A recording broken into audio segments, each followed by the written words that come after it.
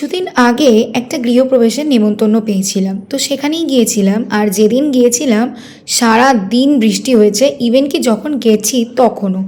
চলো শেয়ার করি কী কী খেয়েছিলাম। প্রথমেই খেয়ে নিয়েছিলাম স্টার্টারে চিকেন পকোড়া আর ক্রিস্পি চিলি বেবিকর্ন। আর এইটা ছিল হচ্ছে মেন। যেহেতু পাড়ার মধ্যেই ছিল তাই জন্য বৃষ্টি উপেক্ষা করেই চলে গিয়েছিলাম। তো দেখো, মেন কোর্সে প্রথমে নিয়ে নিয়েছিলাম হচ্ছে ফিশ ফ্রাই। যদিও কচুরি ছিল, স্টাফড পটাটো ছিল, সেটা আর খাইনি। প্রথমেই স্টার্ট করে দিয়েছিলাম ফিশ ফ্রাই দিয়ে, তারপর নিয়ে নিয়েছিলাম হচ্ছে জাফরানি পোলাও।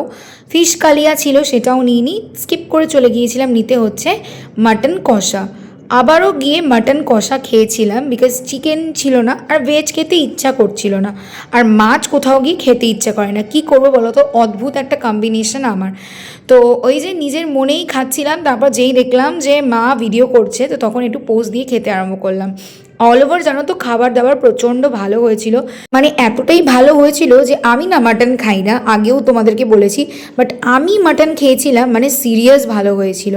তো এই হচ্ছে আমার প্লেট। আর লাস্টে খেয়ে নিয়েছিলাম হচ্ছে মিষ্টি আর চাটনি।